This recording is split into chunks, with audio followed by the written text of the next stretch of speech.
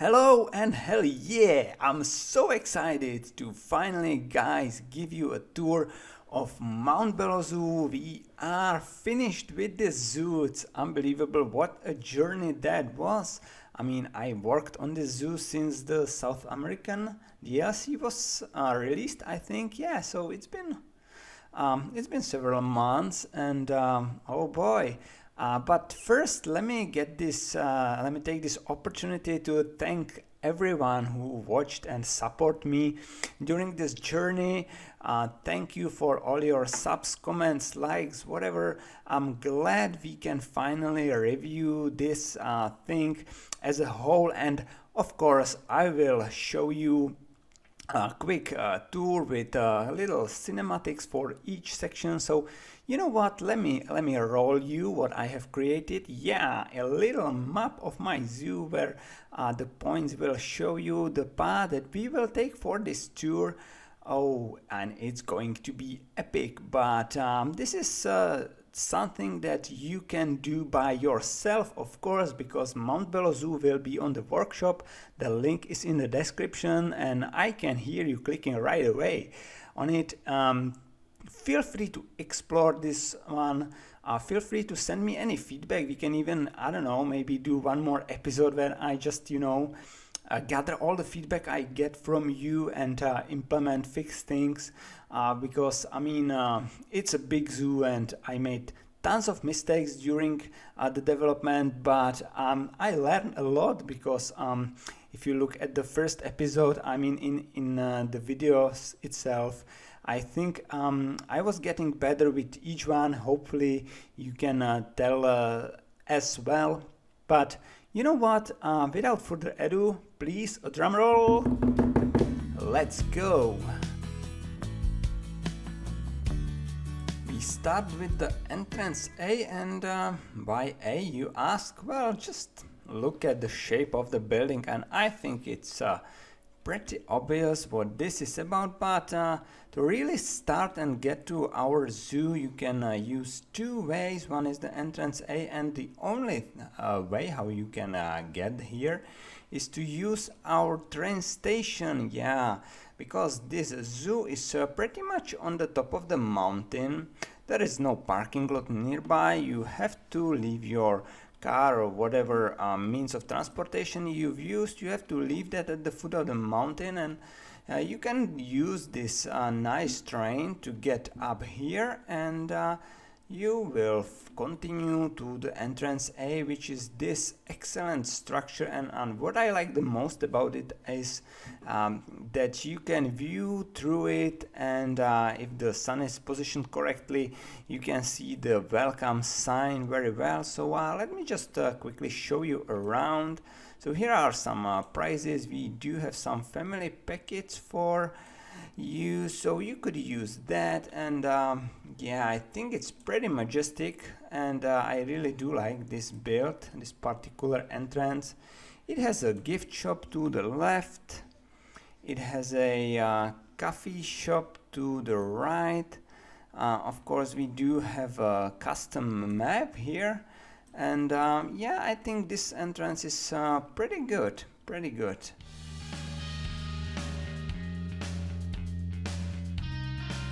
First place we are going to visit is right behind our entrance A, and it's a llama habitat. It's the first habitat I have actually made for this zoo, and all I had in mind at that time was Machu Picchu, because this was created as my first habitat as the South American DLC was just released. So obviously the inspiration was Machu Picchu, and that's why there are some temple blocks to the right, but I went for this view with the little peak behind and towering over this habitat. It's a pretty close-up view for the llamas, and as you can see, it works very well. There is a little barn for the llamas. We do have a lot of them here, and we do have this awesome statue right here. So if you are coming from a different direction, you are immediately pointed toward this nice habitat for the llamas. It's not like the super popular animal, but I think it's good and excellent greet up animal in our little zoo.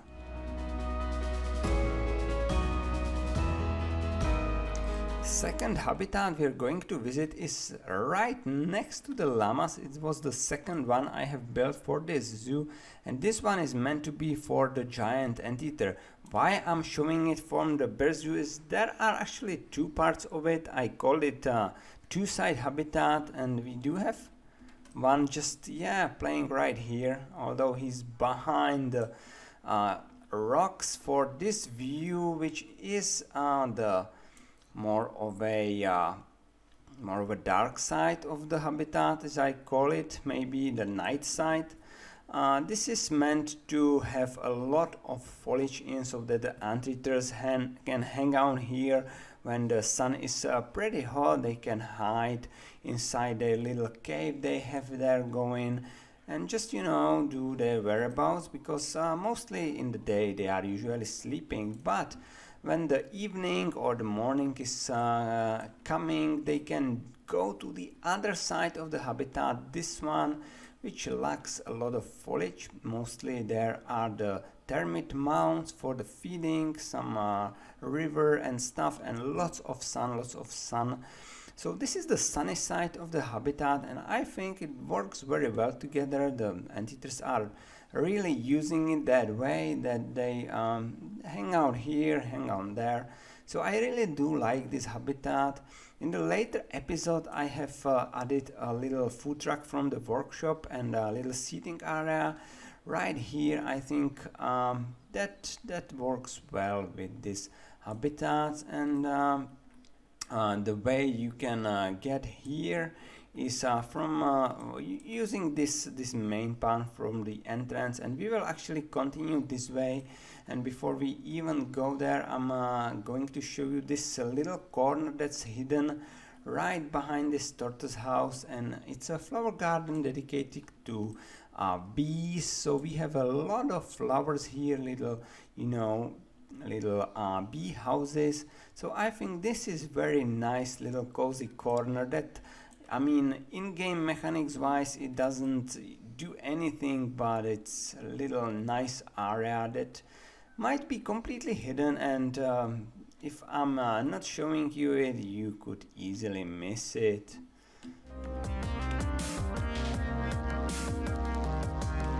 Okay then, now let's take the flower bridge. We will cross this little backstage road, which I'm going to just show you from the top. There's actually backstage road coming just behind the anteater habitat to this little backstage area that we are going to cover in the end. But why I'm showing you this is that we do have this what I called flora bridge right here, and it's meant to have some educational boards and very different flora and foliage, just for your education, and basically to cover and turn your attention from the view of that ugly road that runs just under this bridge. So this will actually take us what I called Asia Corner, or Little Asia, which consists of two habitats. The first one is a night house where you could see a Chinese pangolin. We are actually behind this night house, and unfortunately the pangolins are not outside. Never mind, let's go in and we should probably be able to see them. It's yeah, there they are. They are small animals, and that obviously means that we do have a very small habitat for them. But let me show you this night house from more of a bird's view, and I really like the shape. It's small, it's nice and cozy, and it towers very well over this lagoon that is dedicated to the gharials. And let me tell you right away, this might be my most favorite place in the whole zoo, the Little Asia. I like the coziness. It's hidden in the back of the zoo. You really need to find your way in there. There's this little gondola food shop if you are hungry or you need a drink. There's a little waterfall, and this Gharial exhibit really has it all. So first of all, a little lagoon where there is this little terrace, so the guest views are awesome. Right from here you can catch the Gharial just swimming right here, or just hanging out on this little sandy island, which they do a lot. But not only that, this view, I think that's the best view that our zoo has. You have this waterfall, the Gharials in here. There's a little Gharial baby right there. Yeah, I see you, buddy. And obviously, I mean, the waterfall is there. Did I pause it? Oh, okay. Sorry, my bad. So, let's maybe turn a sun a little bit towards the waterfall. Yeah, that's even better. And that's not all. I mean, there's more. That's the most amazing thing. We do have this little scorpion then right here. So in the rock there are hidden some small exhibits. So do we have a scorpion here? No, we are not lucky today, but anyway, if you turn left, there is actually an underwater viewing. Again, we do not have a lot of luck with that, but the Gharials usually hang out here a lot. The other way how you can get to the Little Asia is from this side, from the orangutan habitat, and I want to show you this because of the bamboo trail that I have made at the edge of this river, and from the other side is the mountain. But this is very immersive bamboo trail because you are completely surrounded by it, and you just get lost in the bamboo forest. You can hang out here, you know, have some music fun, have some education, and then you will come down, and slowly the Little Asia and the night house is going to reveal itself, and then you will come to the underwater viewing, and Gharial is coming here. So as you can see, I really did not lie to you. So they hang out here a lot. Oh, there's one. Okay, so we can check the underwater viewing actually. Yeah, it works. So it works very nicely. So that's definitely good point, and we can move on.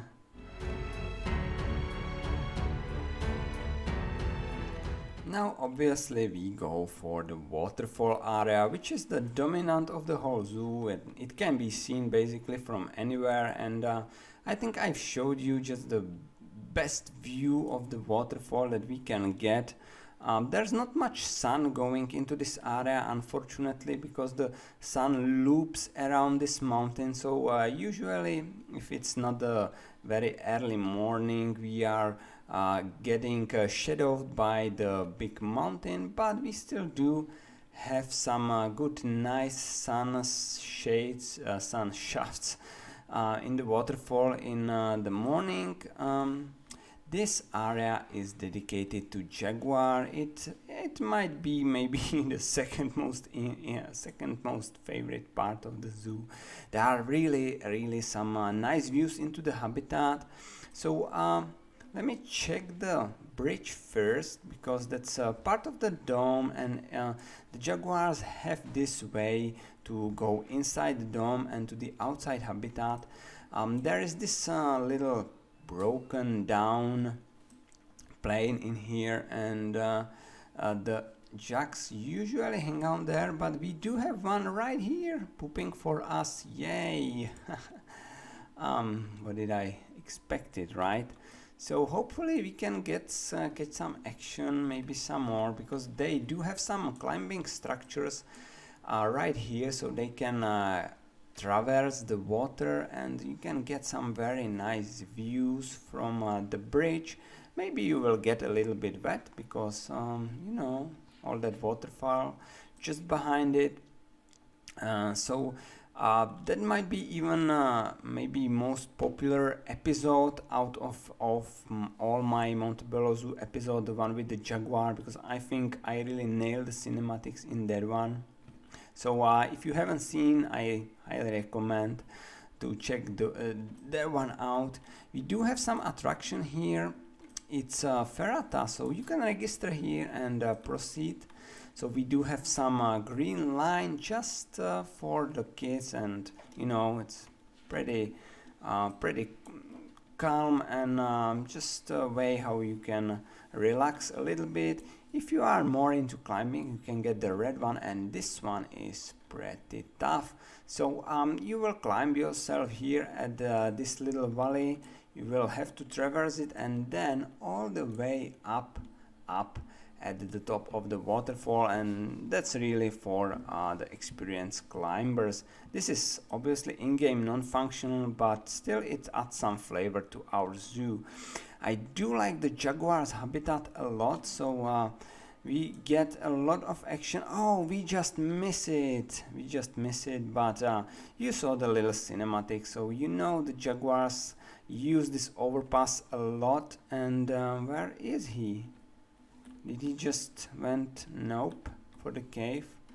Interesting. But anyway, this is the main viewpoint for the habitat, but you can catch some good views even from this little top part, which works well as it should. And I think all this habitat is really excellent. One more thing, we do have this Jaguar, a little place where you can hang out and have a drink.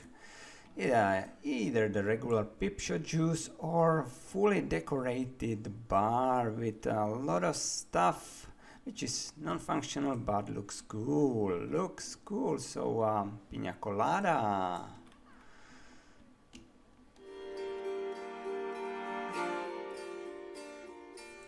Now there you have it, the Jaguar going through the tunnel, working very well. And two of them. Oh gosh, what a coincidence. Nice. So let's move on to the dome so we can look properly inside, because they are just, you know, coming inside, and we can look at them from the inside of the dome. So first of all, this is the entrance from one side of the zoo. We have some very nice education boards about the flowers in South American mountain, and also some for some geology geeks some tables.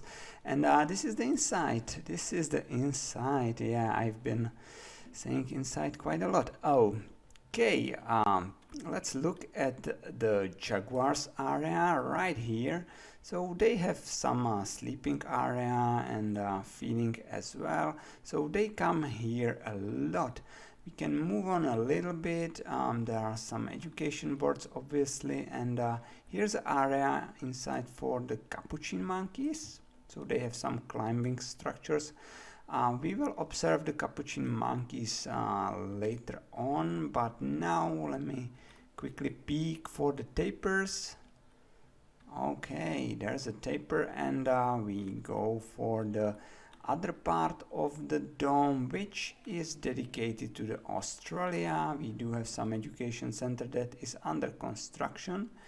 Also this little cozy corner in here, I imagine people can go here for like a smoke or something.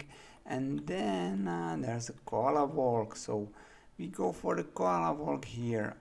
Starts right here, where we do have some education, where you can learn about our koalas. We do have 3 of them, 3 females, 1 male, and we have this little walkthrough area among the trees. And our koalas should be hanging out somewhere here. Let me just move the sun properly. Okay, that's better. And yeah, where are them? We do have some climbing. Oh, there he is, just sitting over the heads. So it's very carefully crafted that the koalas actually cannot get onto the path walk. So it's a walkthrough, but game mechanics wise, it's actually not a walkthrough, right? So they have all this area, they can just walk around, and they can go on top of the trees, and there are some paths on the trees that they can use and you know, hang in there. So right now we only found one, so I have no idea where is everybody, but they are looking here. So okay, there's another one just going on top. So that's basically all that's in this part of the dome, the higher part, which is very nice from the other side of the zoo. This part of the zoo, which is more Australia based. I have created it with the launch of the Australian DLC, obviously, so there was my main inspiration. And let me get some magic going on. Maybe let's push the sun a little bit, and we can just grab this roof like this and push it out for now. Okay, and you can see how it is designed from inside. I really do like this. So we have this area dedicated for the jaguars, and what's interesting, they are using the tunnel to get to the habitat, but now you can see that the way for the keeper is a bit different. He uses this very little corridor and stairs. The jaguars actually avoid it because it's faster to use the overpass. So it's very cleverly crafted. Also, to add some realism, we do have some trapdoors here and there, so they can just, you know, trap the jaguars outside or inside, and the keeper can go, you know, to the other half of the habitat, clean it up, and you know, do not have to be afraid of the jaguars. Obviously, in-game mechanics it does not work that way, but it is designed like that. And we have a very similar idea with the logs for the Capucin monkeys. They are just next. They have some privacy area in here, some sleeping quarters, and they can use this overpass to get to the outside tree. We will get to that later on. And once again, we do have some very clever mechanic, this underpass actually, which the monkeys actually use, but it's meant to be for the keeper. So you can see there are the locks, and inside it looks very well. And last not least, we do have this very small area for the tapirs, but I do not expect them to hang out here a lot, so they have a very nice outside area, which we'll get to it as well. And then this area is all the backstage, where we do have a lot of facilities and some you know, means of transportation. So the dome is very big, and it houses a lot of stuff, a lot of animals. Yeah.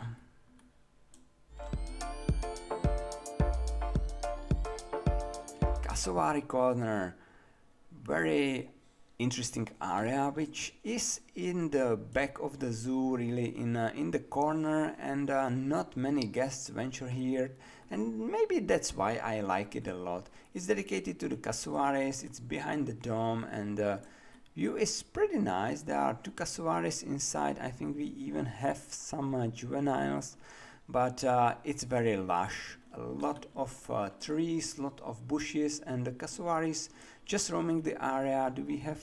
Yeah, we do have one juvenile right here, so that's fun.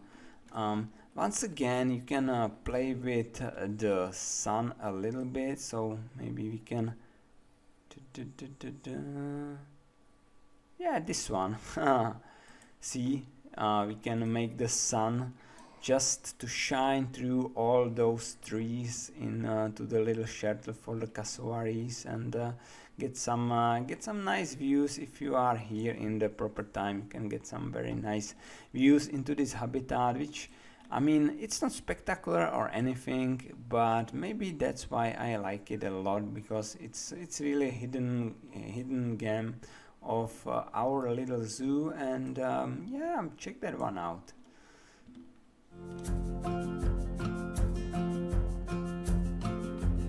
Now it's time to climb the top of the waterfall, so let me get you oriented a little bit. So we've come from the Little Asia, we toured the waterfall and the dome, we toured the Cassowary Corner, and now it's time to take this path to the waterfall bridge, but we were turn left right here, and there's a little path just mimicking the mountain and going at the top where there's a peafowl garden. I will not go much details into it because that's just the most recent episode of the zoo, but let me just quickly say that this area is one of the oldest of our zoo, and it's pretty simple because there's no other way to get here than on foot, using that path I have just shown you. So the only animals that you can get here are the peafowl, and you can hang out with them in this walkthrough habitat, and obviously you can visit our vista and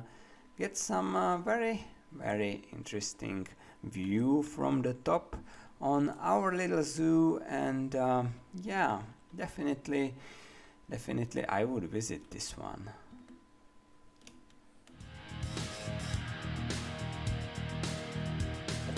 Continue our little tour, we have to return behind the dome, or is it a front? I don't really know which one is a front, but let's just go here and visit the tapirs, because we've seen how small is the place they have inside the dome, but there is underwater viewing outside, and oh, this one works very well. Hello tapirs. They have a very nice cozy. This one is running, and yeah, we even have some small one. But I like this area. Once again, I think the foliage, the South American one, works really well. You might even notice I don't have any palm trees in my zoo, and that's because we are at the mountains, so there are no palms growing right here. We are mountain zoo, and I think I tried to reflect that with my foliage work. So we do even have some type of trees that you could not find in the rainforest, but we are not exactly in the rainforest. As just a side note here, but let's just adore the tapirs for a while. I really like how the underwater viewing came out, and this little waterfall, which is artificial, and that's fine. We are not trying to hide that. And this sliding doors and everything, I do like this one. Yeah, I do.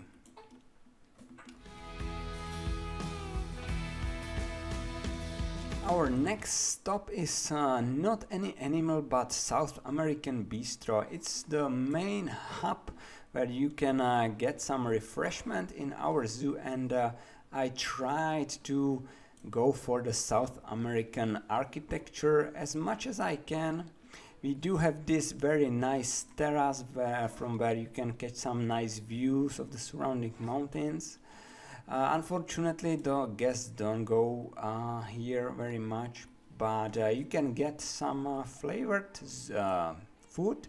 Lomo saltado, ceviche, cosa. I definitely misspelled that one, but that's okay. But it's a real thing. It's really some, I think, from Peru, some national food, even though the shops in games are really just regular ones. But we do have some decoration inside, and from the outside I really do like it. We do have even some playground for the kids, which is implied obviously, but the terrace, I mean the terrace really, it adds a lot to it.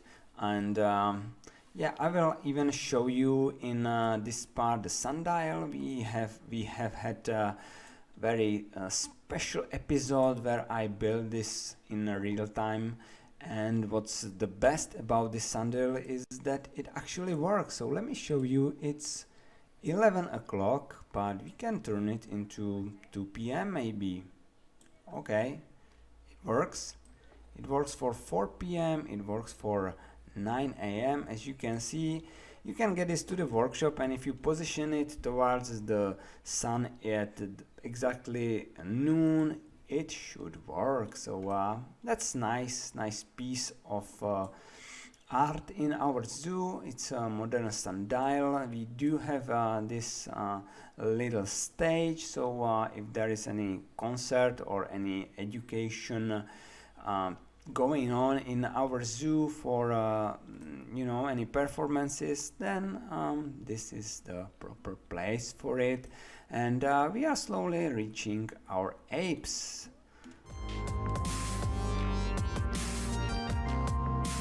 Let's start with the smaller ones, and those are capuchin monkeys. We already seen the inside of the dome, so I will focus on what is a little bridge. We can see just now one going in, one going out, one going in, so perfect. The keeper is actually using this little under the underground connection, and they do have this tree which they can hang out on, and it's pretty popular among the guests. There is a little feeding area, lots of enrichment items, and people can see it from all around, and there is a lot of those little monkeys in this enclosure, so that's a lot of action. If you are into the monkeys, those are little devils, and they escaped me a lot of times before I finally figured out how to properly do all the stuff and the fence. So that was definitely fun, and yeah, I like the idea that we have this tree outside connected by the overpass. Really little small area for the capuchin monkeys, but I think it fits very well.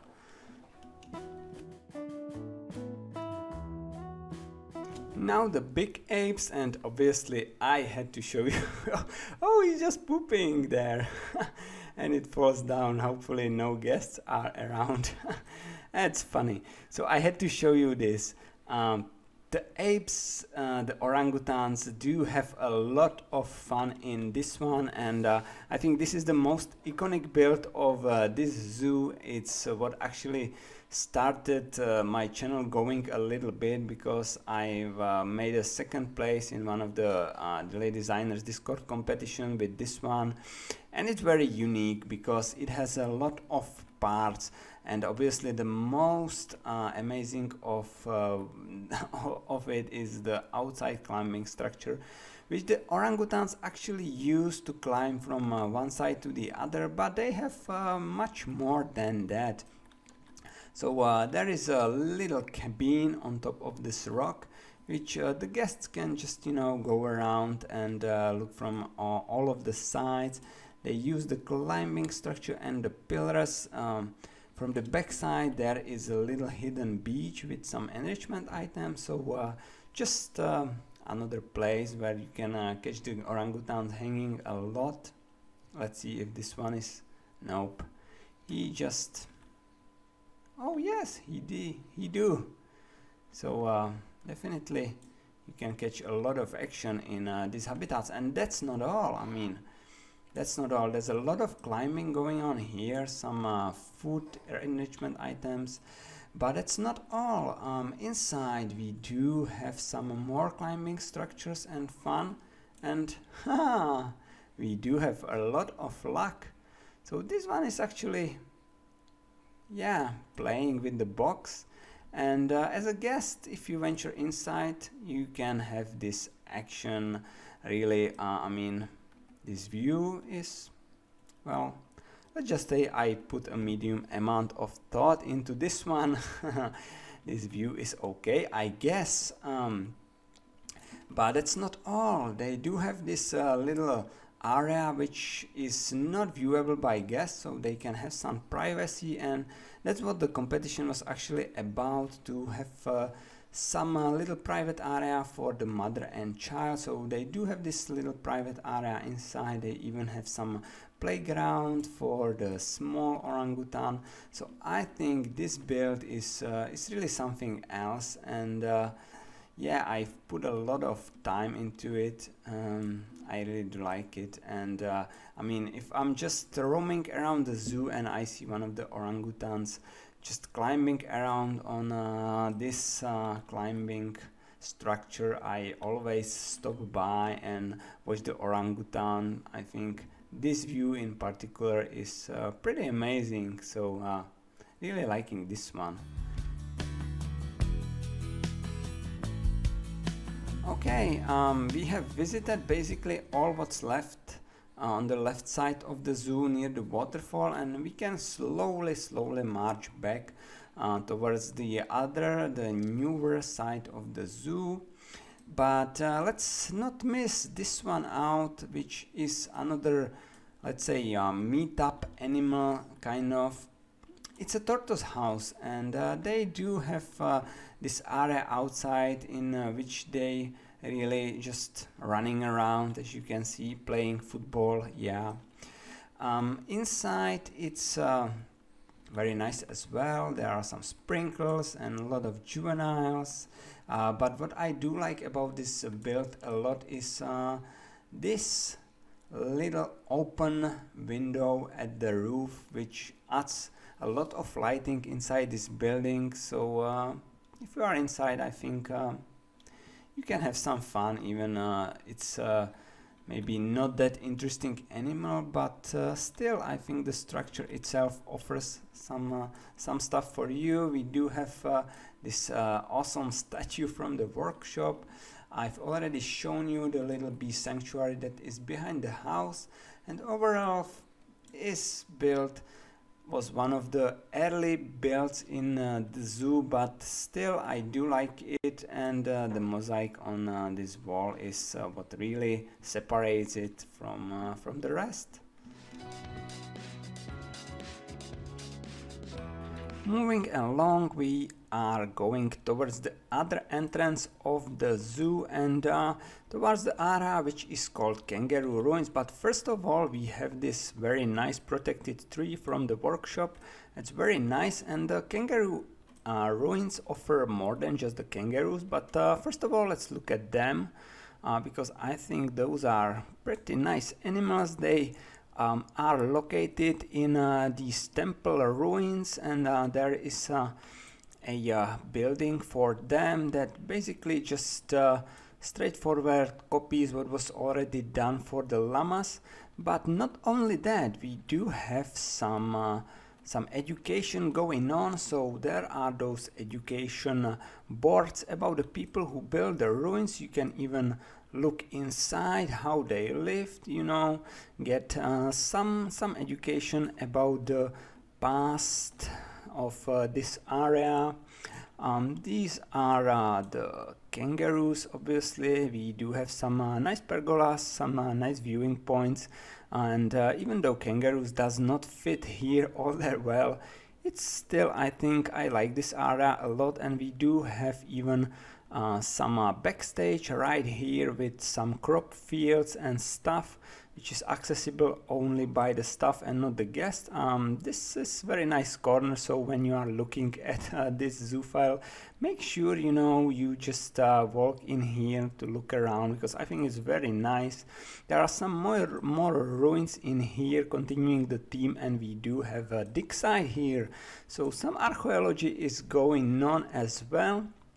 So we have very nice digs here where you can see the archaeology is still going on, and overall it's very fitting and something that combines the past and the present of this area.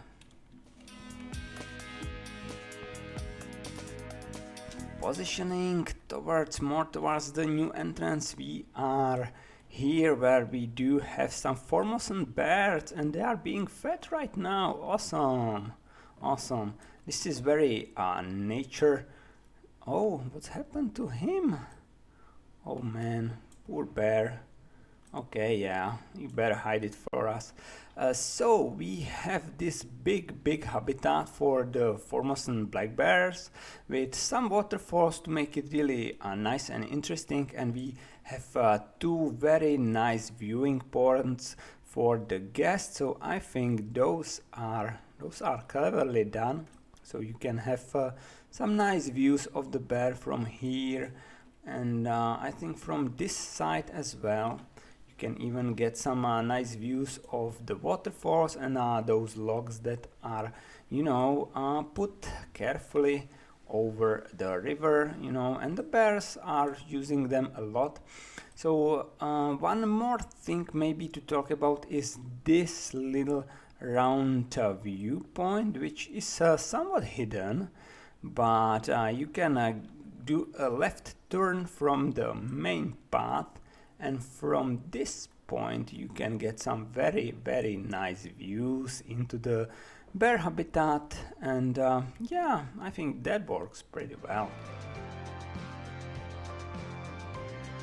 Alright, it's time to visit Flamingo Lagoon. It's a pretty unique area in our zoo because I decided to go for a different theme here. We go classic red bricks, really flamingo style, but I think it works very well, and I like how it ties together with the cascade of waterfalls that runs through this area right here and towards the B entrance. For now we do have some flamingos just roaming around here. That's fine, but usually I like when they hang out in this area, which offers way more looks for the guests. So we do have this little viewing point created for the guests, and this spot. So pretty nice area. Something different. Really classical style, and some of the flower beds that are taken care of, because the other parts of the zoo are mostly just you know, wild growing flora, and we do have something additional here, and those are those dioramas for the education. So really something else on this side of the zoo. And what I also like very much is that when the guests come to this side of the zoo, they just kind of have to go through all the exhibits we do have, because it's on the steep slope, so the path is really made to avoid any unnecessary stairs, so we have to go all around, and guests usually visit all of my habitats down here, and I think that works very well. One more little corner, and I think this particular curve is worth mentioning because we do have some spiders exhibits very nicely worked into the existing temple pieces. So really you can stop by and look at that, but if you are arachnophobic, you better go on.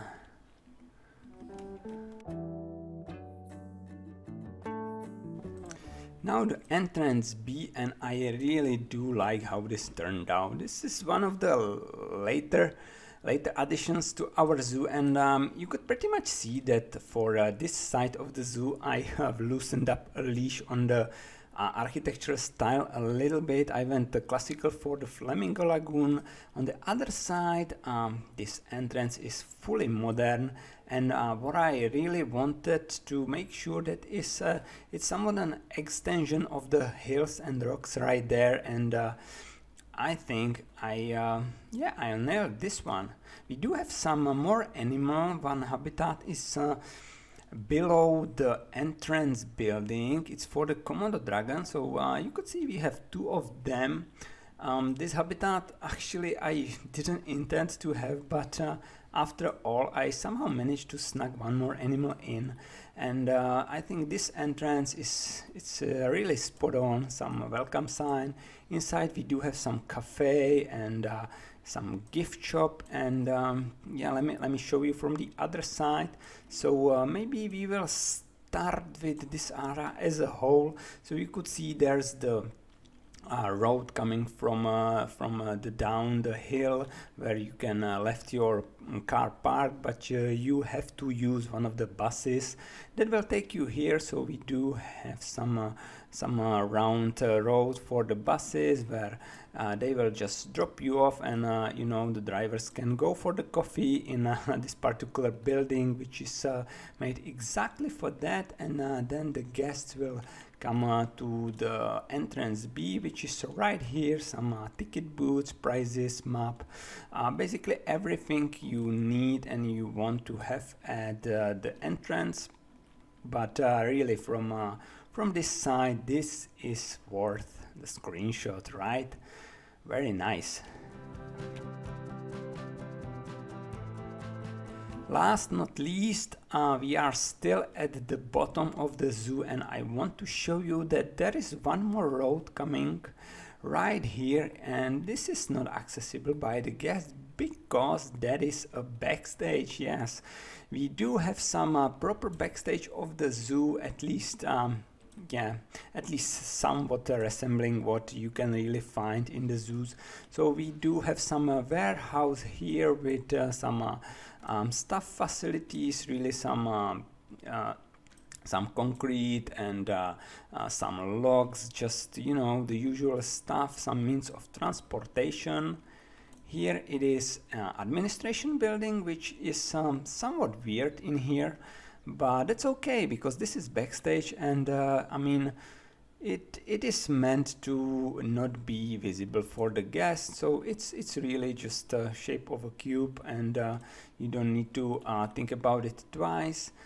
We do have some veterinary building here with a little spare habitat for any injured animals.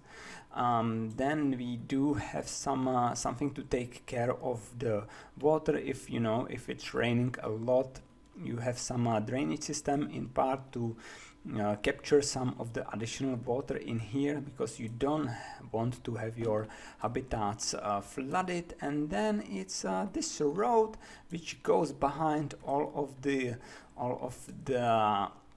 habitats we have seen. Here's the Flora Bridge I've been talking about, and here's a little backstage area which I really do like, because it's, I mean, it just works magic, and just admit it, you you wouldn't know it exists when, you know, when I was just showing you around the zoo, because it's very carefully hidden. But you can access the Tortoise House, the Orangutan House from here. There are some ways and means to get into the Garian area, and then this gate, when you walk through in and go through the main plaza, actually you can get to the last backstage area of our zoo, which is near the dome. And yeah, so you have backstage access to basically all of our habitats. So guys, that's pretty much it. I thank you very much for the attention. Don't forget to leave a like on the way out, and make sure to check this out because it's on the workshop. Obviously, I've talked about that already. I will be very happy if you check that out, and leave me a comment which area you like the most, and which part of the zoo is your very favorite. And also let me know if you think what you think about overall. And yeah guys, don't forget to subscribe. You can join my Discord server, and I hope to see you in my next zoo.